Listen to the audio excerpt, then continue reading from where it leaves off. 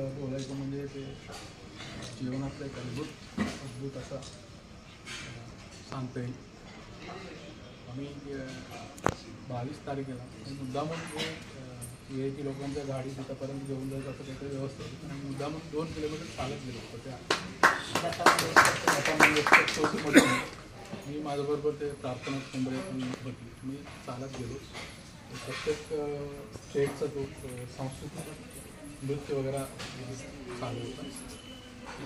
हात केल्यानंतर सर्वात मी जास्त हे RSSचा जो टीम आहे त्यांचा जो व्हॉलंटियर्स आहे त्यांना किती अप्रिशिएट केलं तरी कमीच आहे. त्यांचा ज्या पद्धतीने त्यांनी वेलकम केलं ते लोकांचं हे केलं अगदी म्हणजे जसं आम्ही हात गेले सगळे सेलिब्रिटी होती मला पायाला चप्पाला हात लावून दिलं स्वतः हातात मॅडम. मी म्हणलं माझ्यासमोर जो व्यक्ती जे होतं ते वयस्कर होतं. मी म्हणलं तुम्ही हात लावू नका. मी का नाही तुम्ही देवाकडे जाणार आहे चप्पलाला हात लावायचा नाही असं म्हणून त्यांनी स्वतः काढलं.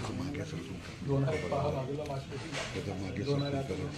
प्रत्येकाला पण परत आल्यानंतर पण तसंच त्यांनी चप्पल हे सांगायचं म्हणजे ते पद्धत जे त्यांना शिकवलं आहे त्याच्याप्रमाणे. आणि इथं गेल्यानंतर जसा प्रायव्हेट प्रतिष्ठेचं 7-7.5 जे होते इन्व्हायटीस होते ते जेव्हा ते कार्यक्रम होताना जेव्हा मूर्ती उचलून जेव्हा प्राणप्रतिष्ठा होते त्याचा कमीत कमी 90% लोकांचा आकामधून पाणी येत होते सगळं.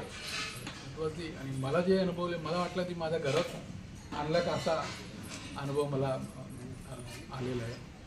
आणि जे बाकीचं जो रांगेचं जाऊन दर्शन वगैरे जे तिथं बसले म्हणजे एक असं करून दाखवले देवासमोर सगळं इक्वल असं त्यांनी जाणून दाखवलं की त्याचं उदाहरण सांगतो तुम्हाला. माझ्याबरोबर एक त्याचं कारिगरांनी पण बोलवले.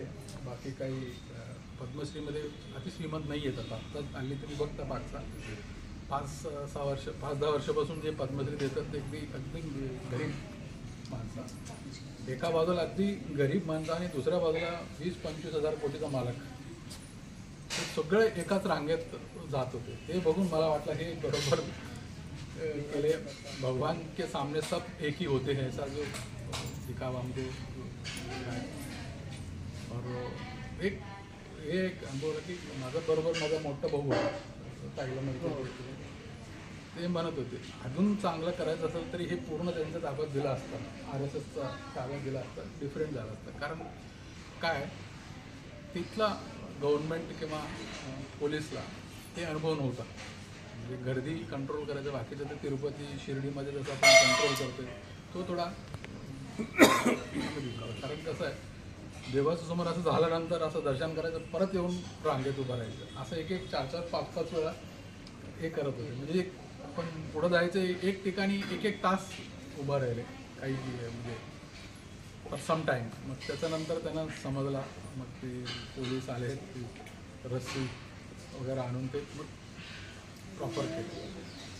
म्हणजे आपण वर्षानुवर्ष ते बघत होते ते प्रत्येकाचा मनात असं होतं एवढं वर्षाने आपण जे खरा होतोय ते बघून ते लोकांना ते वाटलं. तेच अनुभव आम्हालाही आलेला आहे.